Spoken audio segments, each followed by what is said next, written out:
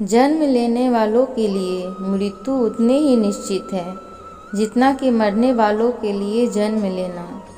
जीवन न तो भविष्य में है न अतीत में है, जीवन तो बस इस पल में है। मनुष्य अपने विश्वास से निर्मित होता है, जैसा वह विश्वास करता है वैसा वह बन जाता है। मेरा तेरा छोटा बड़ा अपना पराया मन से मिटा दो, फिर सब तुम्हारा है और तुम सबके हो।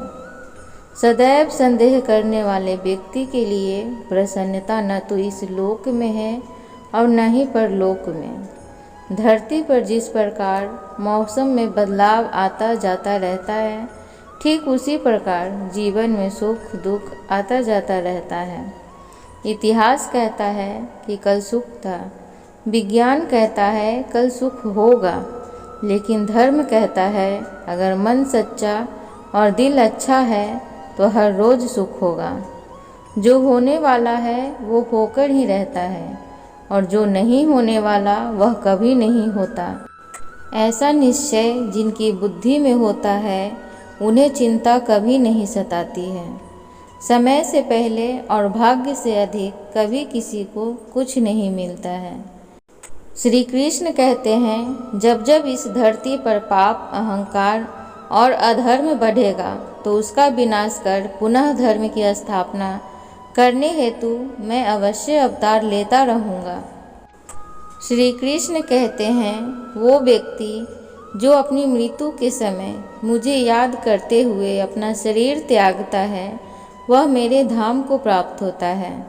अच्छे कर्म करने के बावजूद भी लोग केवल आपकी बुराइयां ही याद रखेंगे, इसलिए लोग क्या कहेंगे इस पर ध्यान मत दो, तुम अपना काम करते रहो।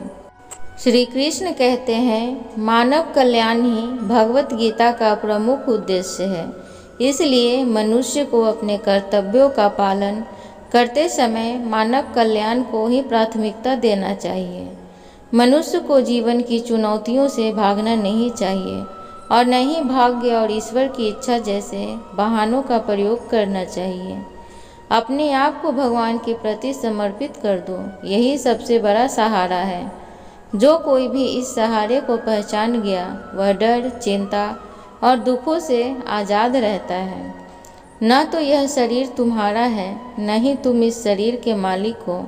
यह शरीर 5 तत्वों से बना है, आग जल वायु पृथ्वी और आकाश।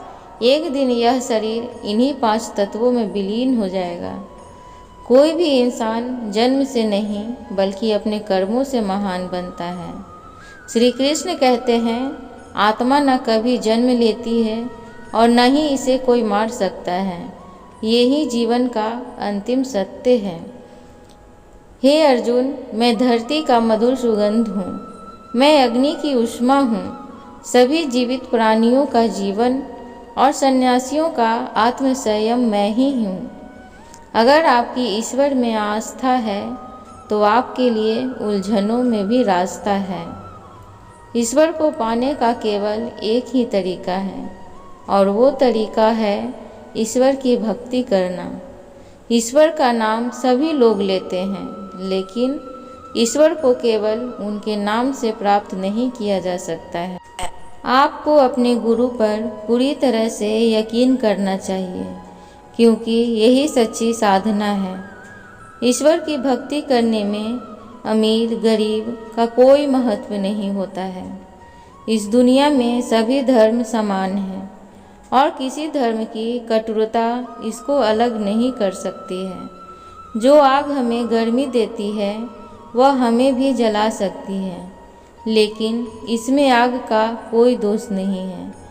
ईश्वर के प्रति अपनी आस्था को कठिन समय में कम न होने दें, क्योंकि ईश्वर इससे अधिक प्यार करते हैं। उन्हें ईश्वर अग्नि परीक्षाओं से गुजारते हैं। जिस दिन हमारा मन ईश्वर को याद करने और उनकी भक्ति करना शुरू कर देता है, उसी दिन से हमारी परेशानियां भी हम में दिलचस्पी लेना बंद कर देता है। सभी लोग कहते हैं कि अपने पास पैसा रखो, मुसीबत के समय में काम आएगा, लेकिन मैं कहता हूँ कि भगवान पर यकीन रखो, बुरा समय ही नहीं आएगा। ईश्वर के दरबार में सभी इंसानों के कर्मों का लेखा जोखा रहता है। जिस तरह से एक मोमबत्ती बिना आग के जल नहीं सकती है, उसी तरह इंसान आध्यात्मिक जीवन के बिना अधूरा है। ईश्वर की भक्ति हमें धन तो नहीं देती है, लेकिन खुशी जरूर देती है।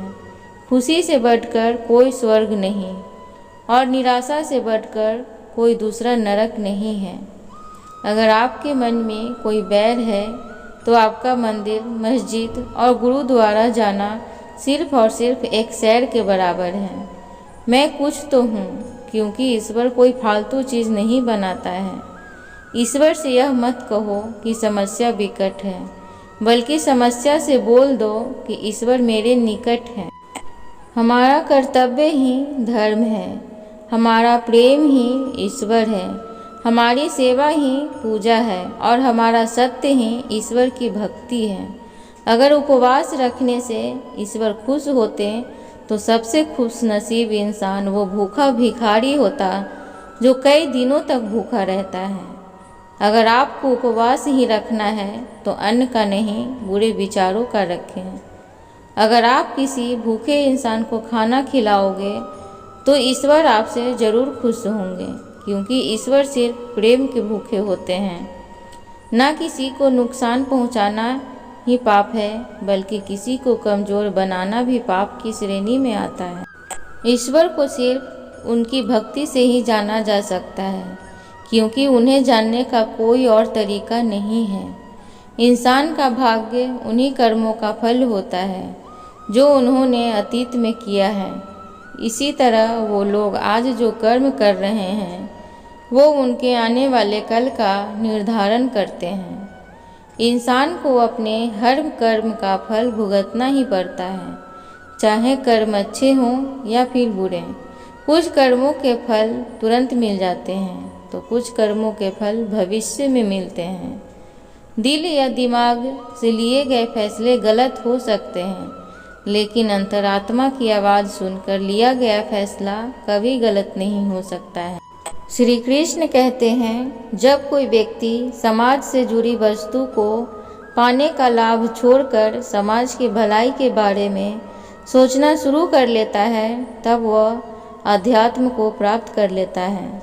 एक व्यक्ति अपनी राह भटक जाता है जब वह पूर्णतः लोभ में डूब जाता है। इंसान के नश्वर शरीर की कई इच्छाएं होती हैं, परंतु अमर आत्मा की केवल एक ही इच्छा होती है और वह है शांति की प्राप्ति। इंसान को बेशक हर गुणों का त्याग कर देना चाहिए, लेकिन मानवता का गुण नहीं त्यागना चाहिए। अगर आपके अंदर के विचार बहुत छोटे हैं तो आपकी शारीरिक बुद्धि का कोई लाभ नहीं है। माचिस की तीली दूसरे को जलाने से पहले स्वयं जलती है। इसी प्रकार हमारा गुस्सा भी माचिस की तीली की तरह है, जो दूसरों को बर्बाद करने से पहले स्वयं को बर्बाद करता है। जब लोग आपसे आपके काम के बारे में पूछते हैं तो दरअसल वो हिसाब लगाते हैं कि आपको कितनी इज्जत देनी चाहिए। एक शिक्षक और सड़क दोनों एक समान होते हैं। ये दोनों जहाँ पर हैं वहीं पर रहते हैं, लेकिन दूसरों को उनकी मंजिल तक जरूर पहुँचा देते हैं। इंसान ईश्वर से लाखों करोड़ों की चाहत रखता है, लेकिन जब मंदिर जाता है तो अपनी जेब में चिल्लर ढूंढता है। आप जितना ज़्यादा शांत रहोगे, आप अपने आप को उतना ही मजबूत पाएंगे, क्योंकि लोहा भी ठंडे होने पर ही मजबूत होता है।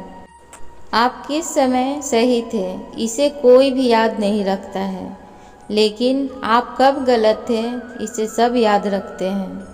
हम खुद की नज़र में सही होना चाहिए, वरना ये दुनिया तो भगवान से भी दुखी है। अगर आप क्रोध के समय थोड़ा सा धैर्य रख लेंगे तो आप कम से कम 100 दुख भरे दिनों से बच सकते हैं। जब हमारे नाखून बढ़ जाते हैं तो नाखून ही काटे जाते हैं, उंगलियां नहीं। इसी प्रकार जब किसी रिश्ते में दरार आ जाए तो दरार ही मिटाए जाते हैं, उस रिश्ते को नहीं।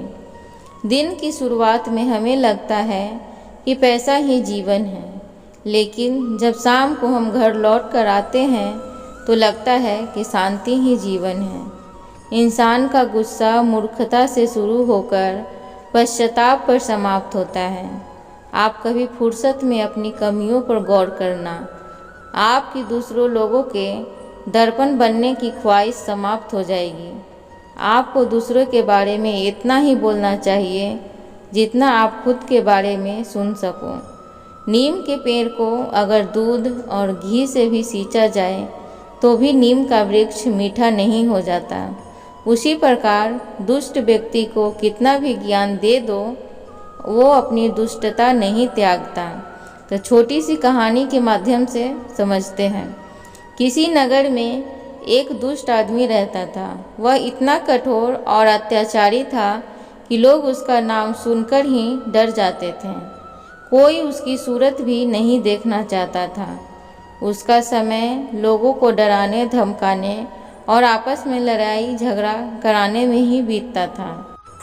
दूसरों के काम में रुकावट डालने में उसे बहुत मज़ा आता था और किसी की उन्नति को वह फूटी आँख से भी नहीं देख सकता। कहते हैं कि दूसरों को दुखी करने वाला व्यक्ति कभी भी सुखी नहीं रहता। दूसरों के सुख को न देख सकने के कारण वह हमेशा दुखी रहने लगा। उसके घर में गरीबी ने आकर डेरा डाल लिया और वह तरह तरह की आपदाओं से घिर गया। जो मनुष्य दुष्ट प्रवृत्ति का है, चाहे उसे कितनी भी अच्छी संगति में रखा जाए, वह कभी नहीं सुधर सकता है। दुष्ट प्रवृत्ति वाले व्यक्ति को कैसे भी नैतिक व्यवहार सिखलाया जाए, लेकिन उसके व्यवहार में परिवर्तन नहीं हो सकता है। ऐसे लोगों से दूरी ही अच्छी है। जिस व्यक्ति के दिल में पाप का समावेश हो गया, वह दुष्ट की श्रेणी में आएगा। ऐसा व्यक्ति इतने कुकर्म कर चुका होता है कि वह 100 तीर्थ स्नान के जल में भी जाकर स्नान कर ले, तभी उसके पाप नहीं धुल सकते हैं। जैसे 100 तीर्थ स्थल के जल का स्नान करने के बावजूद किए गए पाप से मुक्ति नहीं मिल सकती, उसी तरह जिस बर्तन में मदिरा का सेवन किया जाता है, वह बर्तन चाहे कितनी बार भी धो दिया जाए या जला भी दिया जाए तो भी वह शुद्ध नहीं हो सकता है। मनुष्य को इन बातों को अपने जीवन में ध्यान में रखना चाहिए। तो उम्मीद करती हूँ आज की वीडियो आप सभी को अच्छी लगी होगी। तो प्लीज़ लाइक शेयर सब्सक्राइब ज़रूर करें। कमेंट बॉक्स में राधे राधे ज़रूर लिखें। मिलते हैं आप सभी से अगले वीडियो में। तब तक के लिए धन्यवाद।